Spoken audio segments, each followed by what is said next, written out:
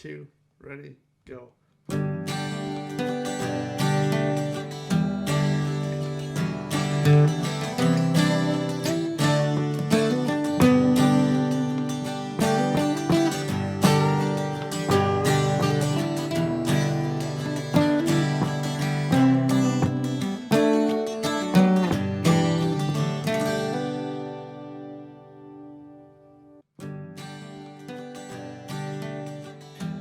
My father said some things you learn by only doing when it comes your turn.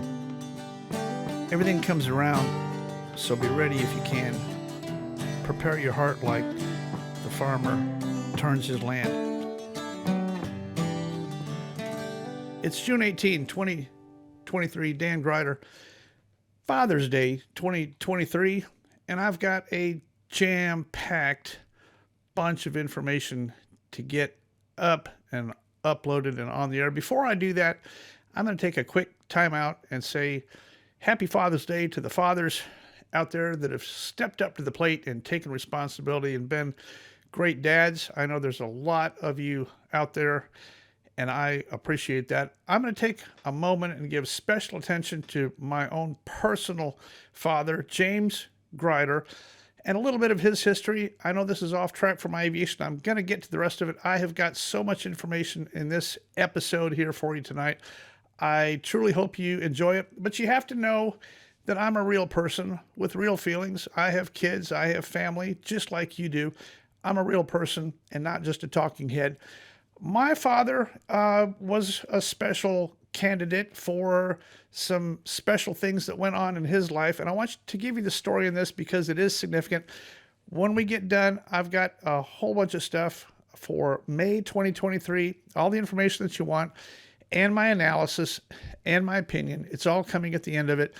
At the end of this video. Plus, I've got a whole bunch of other segments that we're going to step through here. I'm going to talk about the American Airlines and Delta incursion Wednesday night up in Minneapolis. I've got all the data on that. We're going to also talk about my trip to Portland. I'm going to show you a little bit of video from out there. We're also going to talk about Las Vegas, the trip that we made out there to find the crash site and all that kind of thing. So it's a whole bunch of stuff packed in here. I've got a little bit of information on some accidents that did not result in fatals, but resulted in some good lessons learned. Let's get back to Father's Day 2023, James Grider. My dad was one of 8 kids born on a rural farm in Virginia, and farming was the thing. He was the 3rd oldest of 8 children, but he was the eldest son. When he graduated college, he was required to stay on the farm and work and help with the farm, and he did that for several years before starting to go to college. Now, here's where it gets interesting. He went to college in January of 1949, but that was the spring semester. So he went one spring semester, came home and worked on the farm during the summer, and went back in the fall of 49. November 15, 1949 is when my dad's dad died of a heart attack. That left him at age 21, he was the caretaker for that farm, for their family, and the rest of those kids ranging all the way down to age 3 at that time. My dad worked that farm with 2 mules and a plow. He held a night job at night to try to make extra money to put food on the table to feed that family, and he did that for 5 years before he went in the Army. All during the 5 years, the government was after him as a draft contender to be drafted, and he kept on applying for hardship deferment, which he was awarded up until the very end, where he had to make an appeal. He hitchhiked to Richmond, Virginia to make his final appeal. He still needed more time to take care of the family. The draft board's concern was that he had a job, so therefore he wasn't needed on the farm. The truth was, he had the job so he could make extra money to put extra food on the table while he worked the farm. He was actually working 2 full-time jobs at once, taking care of those kids and the farm and his job, giving everything he had for his family. He finally went in the Army, got an honorable discharge. He did his time in the Army. He got out of the Army. He got married. And then he started on his college career. He finished the remaining 3 years of his college career at Southern Illinois University, Carbondale, Illinois, got a teaching degree from Southern Illinois and became a teacher, and the rest is history. But he went through a very difficult time. Can you imagine having to plow a field with 2 mules at age 21 to take care of your family farm? that is my father and my tribute to my father on Father's Day. You plant your fields, and my father, he planted his fields. I attribute a lot of my character, work ethic, humor, and fiber from what I got from my father and his background and the occurrences that he went through in his early life. Let's get on to aviation because we got a whole bunch of stuff to talk about. You know, we went out to Las Vegas and hiked on that hike. There was about, 35 or 40 of us that showed up out there to go on this hike. We didn't really fully understand the extent of what we were trying to do, and we were a little bit poorly planned, but we did use aeronautical decision making. Of all of us that started out on that hike that morning, only 7 actually made it to the crash site. I was not one of them. We ended up a little bit low on water, and we made the correct decision. We started sending people back down the mountain when it became obvious that it was going to be too far and too hard, and our water reserves for those who truly could make it were going to be marginal. I want to say thanks to those hikers who brought extra water and shared it. It became a team effort up there at the top, and they did find the wreckage of that accident. I did not make it up there, but I was one of the ones that did turn around. Later that night, we did have a birthday celebration that evening at the local restaurant right there in Good Springs, Nevada. I want to say thank you for everybody that came out and helped us with that event, and we had a truly good time. This week, I just got back from Portland, Oregon. EAA 902 invited me out there. A fantastic time. I didn't know it, but the FAA, the FSDO, was there in order to hand out a 50-year award to one of their local pilots, and I happened to catch a little bit of that on video. Here's that. In recognition of your 50 years of exemplary aviation flight experience, distinguished professionalism, and steadfast commitment to aviation safety. And the plaque is actually signed by Wilbur and Orville. Yeah. So, They're still alive? Yeah. Come over here, we'll get a picture of that as well. Okay. I'm sure the chapter wants photos. I don't know why. Yep. Well, congratulations, sir. Thank you. Yay!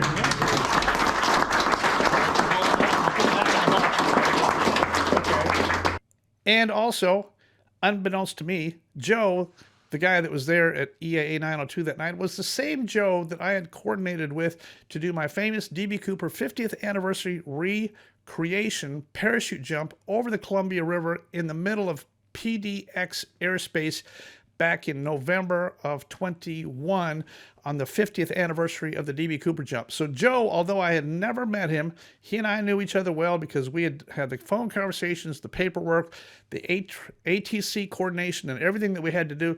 Joe was a good guy to work with, and he was very common sense, and I appreciated the opportunity to finally meet him in person and shake his hand, and everything went off without a hitch. And, you know, I did drop a 22-pound object over the top of the Columbia River, but I want you to know that it hit dead center in the Columbia, and we had spotters. There was no boats and no traffic. The Columbia is very wide, and when I, in free fall, let go of that bag, it did go directly in the river. It was a long ways from being a threat to anyone. Everything worked perfect, and for that, I am thankful. Let's go on and talk about the next set of stuff we got to do. This is American Airlines and Delta. This event happened Wednesday up in Minneapolis. It was an Airbus A220 and a Boeing 737-800. The Delta A220 was taking off, going to California. The American Airlines was coming in from Dallas. So I pulled the data off of these and looked at them. Here's the news clip that sets up this story. Next tonight, the FAA investigating a close call at Minneapolis St. Paul Airport. The agency says an American Airlines flight was ordered to abort its landing because a Delta plane was still on the runway. Air traffic control telling the American plane to go to the right side of the runway. The pilot instead went left, flying above and to the left side of that Delta plane. Now, the ADS-B data is not scientific perfect, but it does give enough of a telltale here to see what the deal was. The American Airlines was on final for 30 left. Delta was cleared for takeoff on 30 left. Same runway. The spacing was way too tight. The actual ATC error here occurred in the spacing and allowing these airplanes to get too jam-packed in on final. Using the same runway for both arrivals and departures is always a dangerous thing. In this particular case, The next arrival was way too close to the departing Delta airplane. They gave a takeoff clearance to Delta, who read it back, acknowledged, and started rolling. But very late, the controller thought that it was going to be way too close and that the American was going to touch down possibly while the Delta was still rotating. So he gave a go-around instruction to the American Airlines. He told the American airplane to go around and alter to the right. In essence, what the American guy did was he did a go-around and he altered to the left. This left Delta about 300 feet below the American and about 900 feet away from him, where neither guy could necessarily see each other.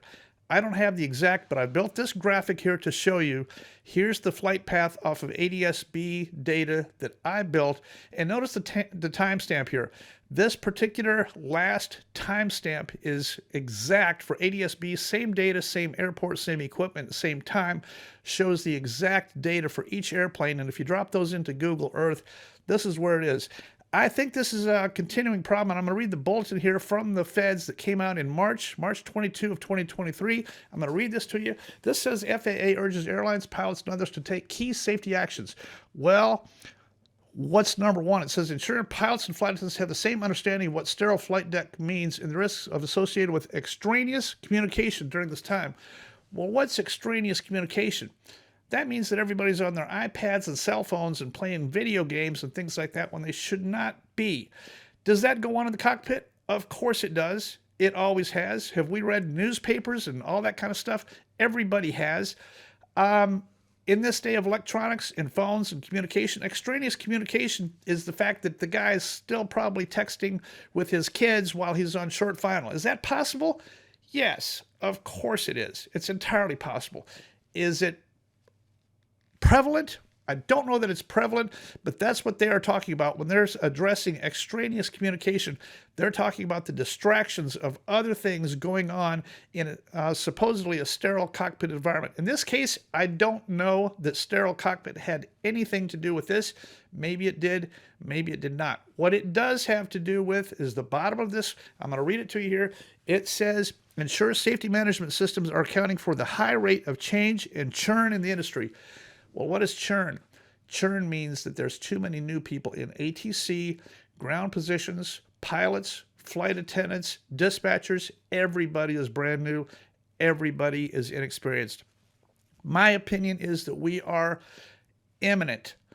A double airline, major airline fatal is imminent. It's probably going to be from two airplanes that run into each other, either on the ground or in flight, similar to Tenerife, where everybody dies. I don't see how we're going to get out of this. We have too many airplanes, too much inexperience, and the churn in the industry, as referenced by the FAA, they're recognizing that there is churn in the industry. That's turnover. That means new people. That means inexperience. That means very low time captains. That means captains that are being mandatory upgraded to captain before they're even ready to be a captain. We didn't used to have it like that. You're going to see the fruits of all of that eventually. We're going to start losing airplanes. There is no way around it. And I am sorry, but that's what it's going to be. Let's go on and take a look at a couple things from last May. Here's the data from May, and I want to show you a specific accident on here. May 24th, 2023. Here's the airplane. This is a fish spotting airplane, and here's the data for this thing. This is May 24th, 2023. It says 10:29 a.m. I'm not exactly sure what time it was, but it was 577 Tango Zulu. It's a 182. The guy's name was Jonathan George. He was 33 years old. He'd been a fish spotter for 10 years. He had almost 8,000 hours fish spotting. Here's the fish that they're after. This fish is called a pogie or a menhaden fish. They go out there. Here's a picture of the boats. They have a big fishing trawler that brings the fish in, but they have little boats that circle the nets around. And the job of the fish spotter is to direct the boats and the boat captain to where to go on this thing. So this accident is very strange because Jonathan had been doing this for a long time. The story is he launched in his 182 that morning. He'd been out over the water for a couple hours, but he had been acting very funny. I've talked to a lot of people down there, very familiar with Jonathan and the operation. There's two companies down there. Each company owns both the aircraft and the boats. They're all tied together. So if a boat captain gives you a direct order as a pilot, you kind of have to do it because that's an order from somebody in the company above your pay grade. They can't tell you how to fly your airplane, but if they give you an order, you have to obey it. In this case, Jonathan was noticed flying erratically, and he was sounding strange on the radio. His communication with the boat captain was so strange, the boat captain gave him a direct order, go back home and land your airplane. It was shortly after that the airplane crashed. The airplane hit the ground, or actually hit the water, hit the Gulf of Mexico at a very high speed, developing full power. The blades were curled back, the left wing was ripped off, and Jonathan's body was ejected.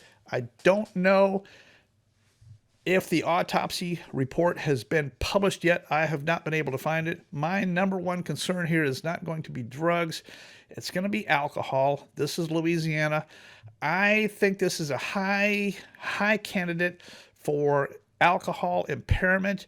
I'm not sure here, but in all the people I've talked to, there is these fish spotting airplanes stay between 500 feet and 2,500 feet above the water. This guy was down here at 100 feet doing all kinds of crazy stuff. I asked several people in all their time flying and doing fish spotting, have you ever seen a fish spotting pilot down here at 100 AGL doing those kind of things? And everybody said, never. Never seen that. There's no reason to be down there. Everybody treats their job professionally. Nobody would be down there doing this. This is either suicide or it's alcohol impairment. I sure hope it's not suicide. We may never know. There were some extraneous family factors going on in Jonathan's life, but we may never be able to put two and two together and figure out if that was the deal or if it was alcohol. I sure hope, for everybody's sake, I hope the coroner's report turns up a toxicology report that shows alcohol impairment.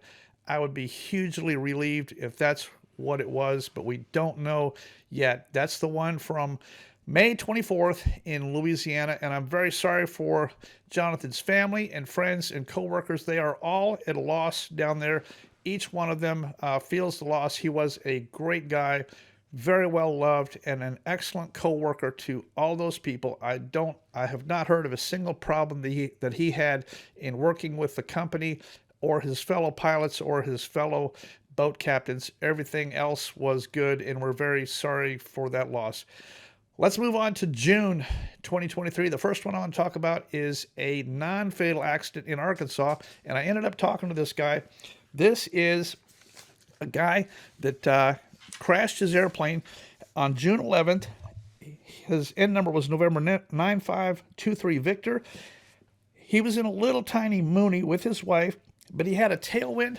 It was heavy, and the grass was not wet, but it was damp. It had rained a couple hours before. The ground kind of sloped downhill slightly in the direction he was going, but he had a little bit of tailwind. And I spoke with the pilot here, who was okay, but the runway is not super long. This runway is only about 2,500 feet long, and I asked him about rejected takeoff. He never thought about it. He never planned for it. I asked him about when he closed his throttle, when he finally decided it wasn't going to work, and he said he did not remember. He does not remember actually ever closing his throttle. He was going for it. Remember, the RTO rule is by the time you get to 50% of the runway, which in this case should have been about the halfway point of 1,250 feet, he should have had pretty close to some good flying speed and things starting to feel a little bit light. By the time he got to the very, very end, he still did not have flying speed, and he still never closed his throttle. You got to save a little bit of runway for the act of stopping in case anything goes wrong. The 50-70 rule is a good one, even though what AOPA tells you, I'm going to show you the graphic here. AOPA doesn't like it, but I do.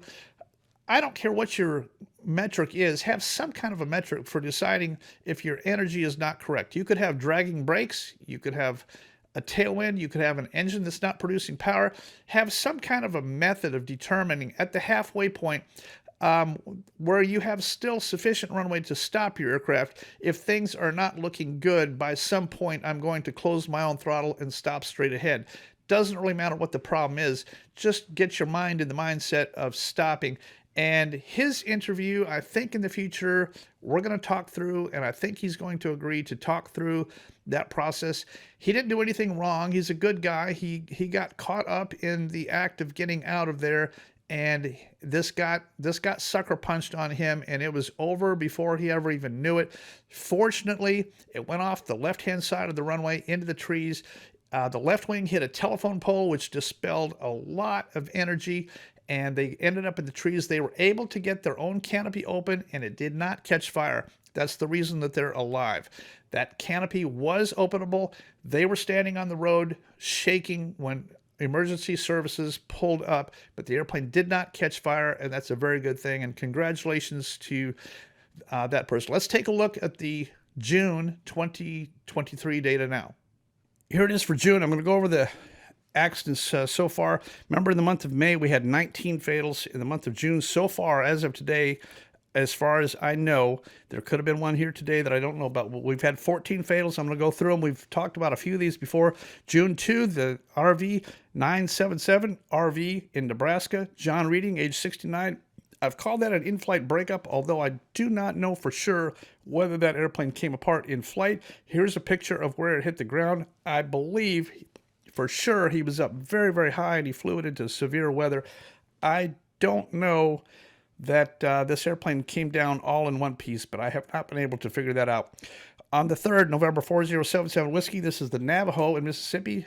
Mr. Montgomery was a doctor, age 78. He had a good friend with him in the right seat. This airplane lost a right engine on takeoff. This is a VMC roll, both of them dead. AQP number 13, the VMC roll at low speed, it rolled it right over on its back, just like the King Air in Dallas. On the 3rd, November 601 Yankee Poppy, this is a 601 XL in Alabama. I believe this is a loose canopy, the actual canopy that snaps in and holds the plexiglass down there. John Lassiter, age 75. It looks to me like he fought that loose canopy for a long time before he lost control of the airplane and he died. These airplanes and some of these airplanes of this type have a specific problem with a loose canopy in flight, and the pilot wrestles with them. 611 Victor Golf is the citation. I did 2 videos on this. I got kind of beat up for having an opinion. I don't think this is a loss of pressurization. I think this is for sure medical. But the people who are convinced that it was a loss of pressurization are really mad at me for having an opinion. My point is, well, I have an opinion, and you do too. How come I'm not mad at you for you having your opinion? You think it was a loss of pressurization. I fly this airplane. I don't think this had anything to do with loss of pressurization. There's too many emergency automatic systems and bells and whistles and masks and all those kind of things that are going to drop. This pilot was in full communication, and I listened to him. He checked in with ATC perfectly normally at flight level 230. At flight level 230, if you have some kind of a pressurization problem, you're going to know it by the time you get to flight level 230. He accepted his climb. He started climbing, and just above 230 is where they lost contact with him. It's one or the other. If you have a pressurization problem, it's going to rear its ugly head long before you get to flight level 230. He didn't have a mask on. His communication was perfect, and he started climbing. If it was a sudden loss of pressurization, there would be icing and fogging of the windows in that airplane, and I explained all that in my 2 videos.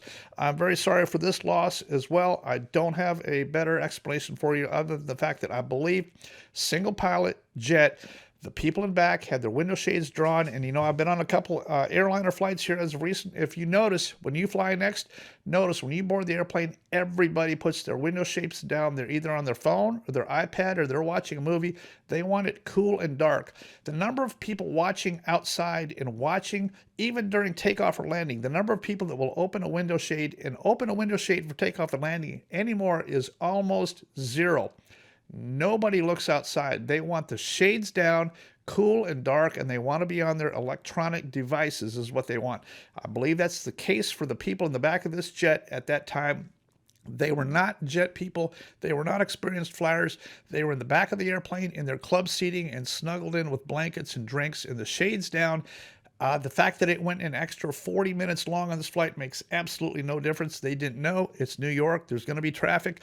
They never felt the turn. It was a nice, easy, gentle left-hand turn. They never even felt it or noticed it. Nothing would have been out of the ordinary until that airplane at the very end started its one engine, single engine, right wing down dive. When the right engine failed and the autopilot fell off, then they would have known that there was something wrong. And of course, at that point, it's way too late. That's November 611 Victor Golf. Let's go on here. The next one on the list here is a Canadian airplane, Charlie Golf November Mike Tango. It's an SR-22 in New York. This guy did a full flap touch and go, and on the touch and go, it was his second touch and go. On his touch and go, he never retracted the flaps. This is actually a failed touch and go, a bad go around, even though he did touch down. So it's a touch and go slant go around. He never retracted his flaps. He couldn't figure out what the problem is and why it wouldn't climb.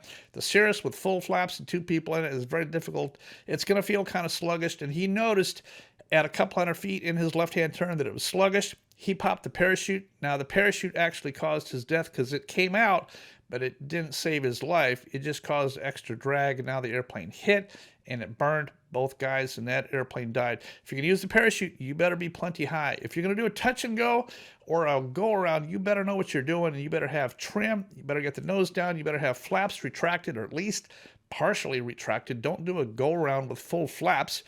That's all that happened on this one. Let's take a look at the next one. The next one is November 9253 Mike. This is the PA-32301 in the Bahamas. This is a power loss at the day. One person died. I'm not exactly sure, but he ended up in the water, did not survive. This is a terrible situation out there over the water. I think he turned and tried to head towards an island, but he did not get there. They found the wreckage in the water. The next one, November 759 Fox. This is a Cicada down in Arizona. This is the formation flight. I think this was a photo opportunity. I think all 3 airplanes were out there flying around. They got in this canyon, and each one of them was taking pictures. I don't know who the photo ship was, but this airplane was, I believe, number 2, flying off the right wing of the lead. I think they simply flew it into the rocks. I think lead flew them a little bit too low is my best guess. Remember, my channel is probable cause. I'm open to amending that if we find out something later on, but it was day VFR.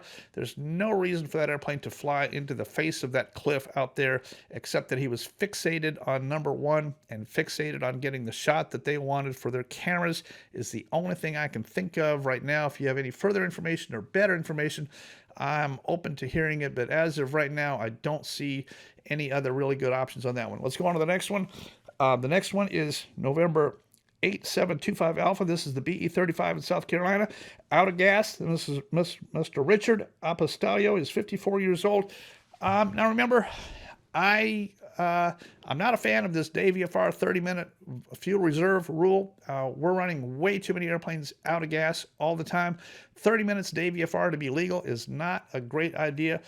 I would be in favor of a legislation change which causes the FARs to bump that up by some amount.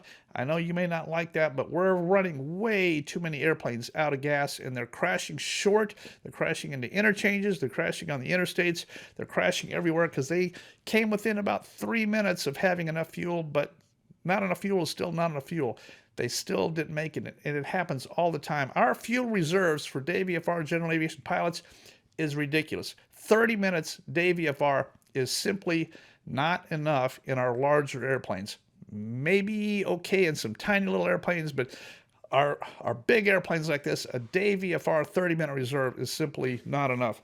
Let's take a look at the next one. Is the Harmon rocket, November 854 Tango Papa in New York. I've got conflicting stories on this. Chris Carvana, 35 years old, took off to the north. There's trees and power lines. I found the orange ball and the power lines out here.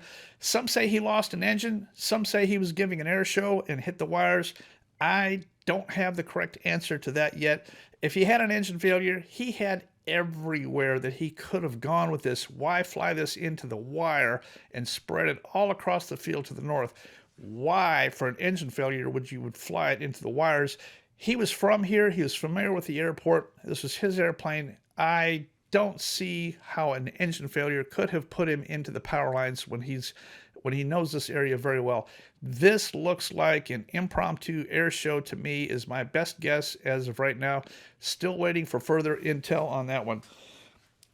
November 3138 kilos, 182R. This is in Idaho. Loss of thrust on takeoff, and I talked to quite a few people out there that actually watched this happen.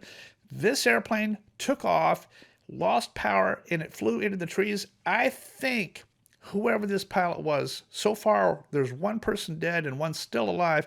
I think this pilot, whoever it was, did a nice job of flying it into the trees, just like Bob Hoover said, flying it as far into the crash as you possibly could.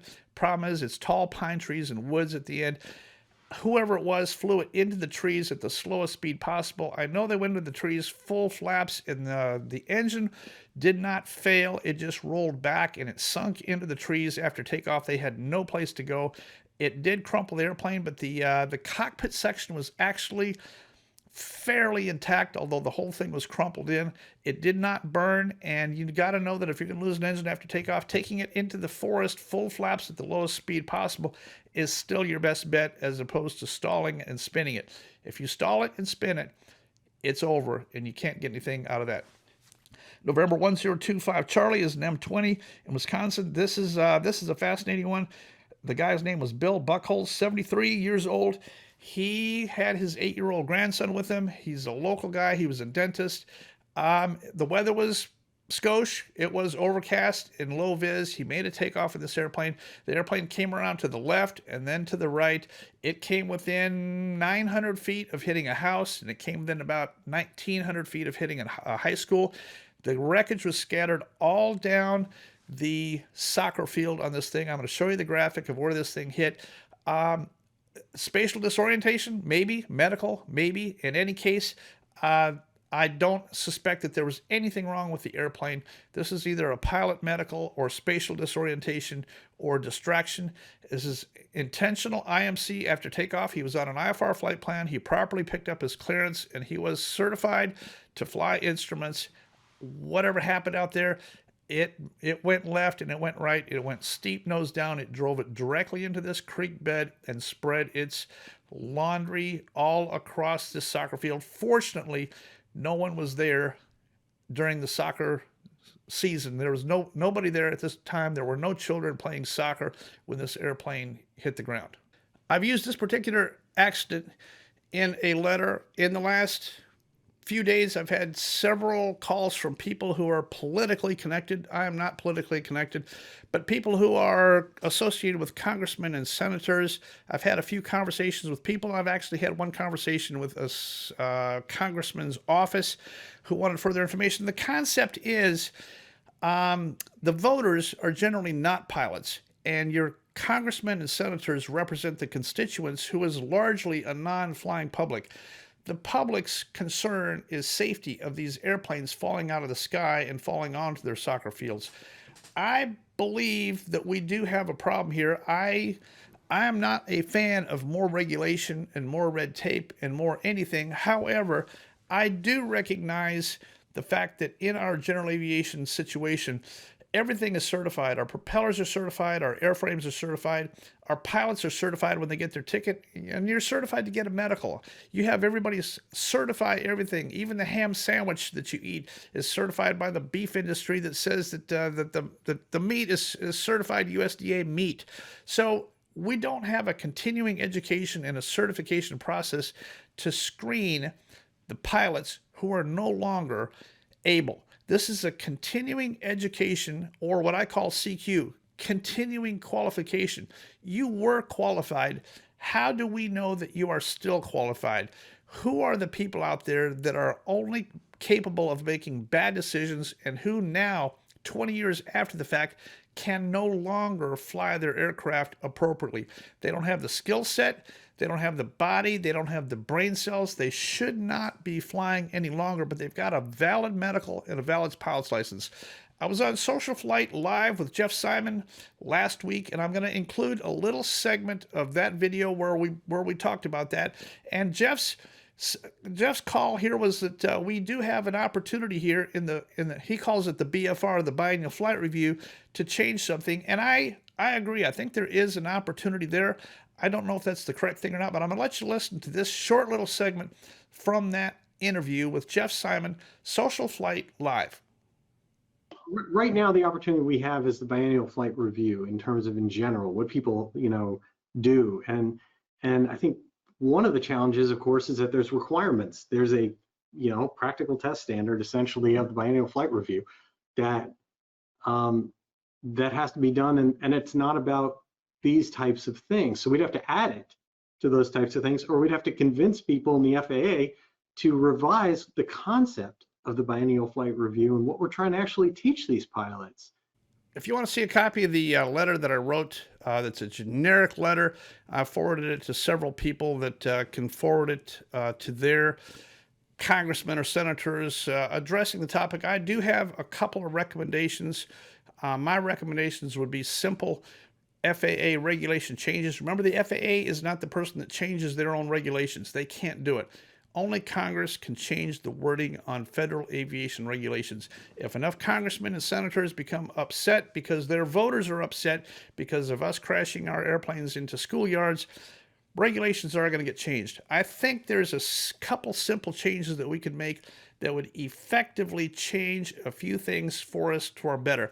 The people who are the bad apples that should not be flying should be worried about that regulation, because you will not get anybody to sign you off, because it's going to have to use the words, I certify that you're still a good pilot and you can actually do it. Nobody's going to sign that off if you're really that terrible. And the other thing is the fuel thing. I think we should make a regulation change that bumps up the DVFR, General Aviation Fuel Reserve, a little bit. I'm not sure how much, but I am very much in line with, I would not be opposed to once a year having to go fly with an instructor who signed a record that said that Dan was still okay to fly. It's continuing qualification. Dan is still qualified. He is continuing, and at this point, he is still okay. There will be a point in my career where I have to hang up my goggles as well.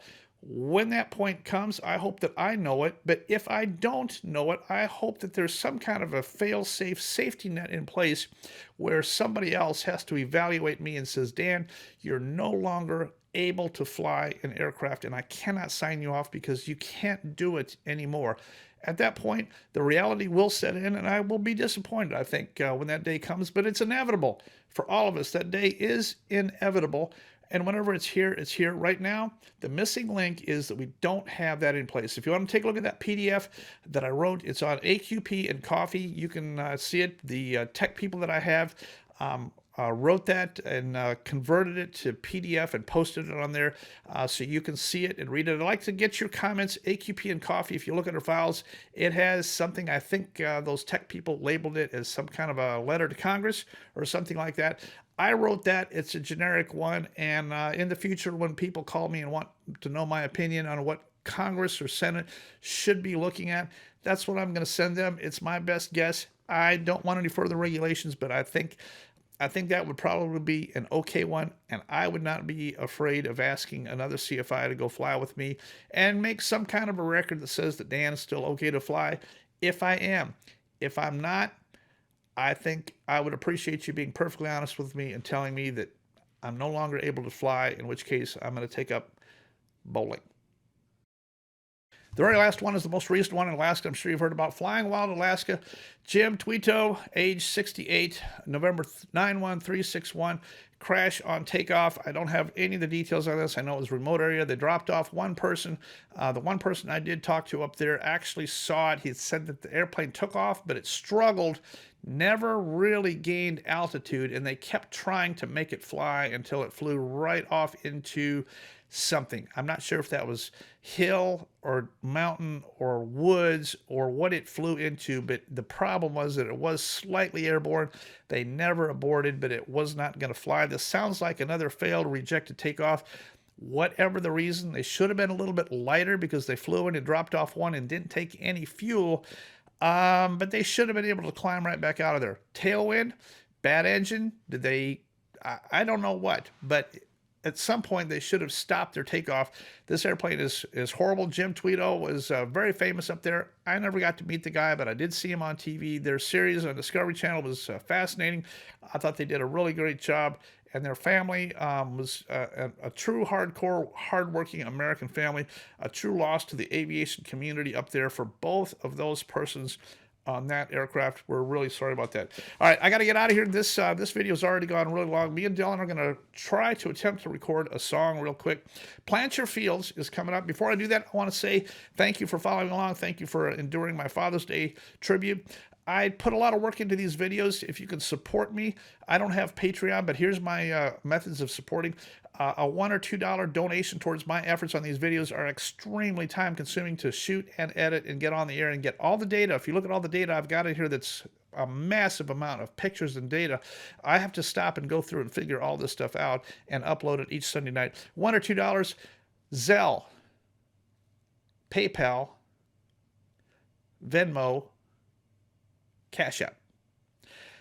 I would certainly appreciate that. And also, I am climbing towards 100,000 subscribers. Here's the video of my link. It's a live thing that goes. And also, here's a picture of my history on YouTube. I've kind of gone from 0 to hero, coming up through 100,000. I am now pushing to cross 100,000 because I found out there's some extra benefits I get if I get up above 100,000 subscribers. So that's a new twist for me. If you have the opportunity to subscribe, it's right down here in this corner, right about here. Hit the subscribe and help push me up over 100,000. That'd be great. I'm going to shoot a video of the ticker at this point here after I said this and see if a bunch of people will actually go on there and subscribe and see if we can make that ticker spin. I'm not very far from crossing 100,000, and I sure appreciate the effort. And you're following this. I'm sorry that this is such a long video. We're going to try to get a guitar track in here. I hope you had a great Father's Day with your father. And I appreciate you hanging in here with me and watching these videos from my tiny little itty bitty fledgling YouTube channel. Dan Grider, Probable Cause. 1, 2, ready, go.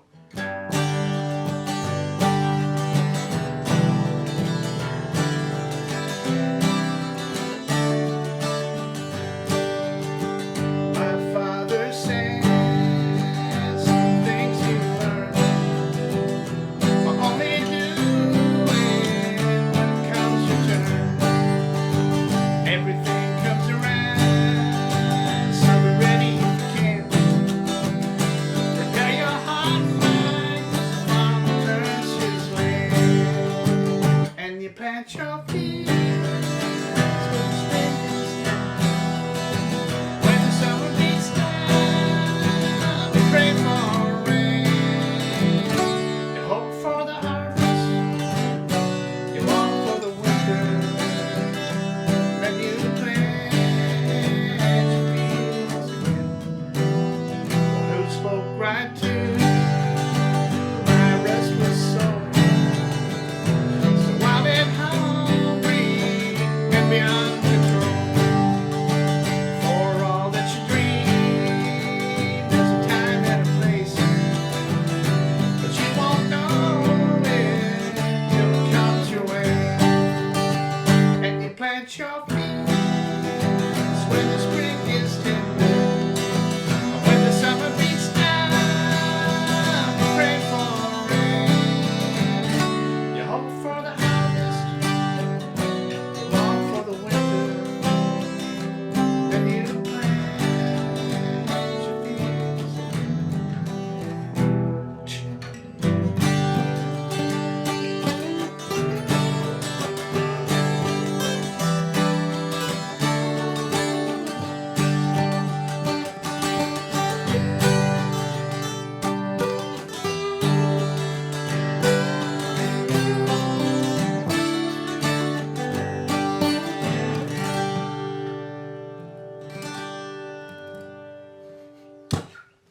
Close enough. All right, happy Father's Day.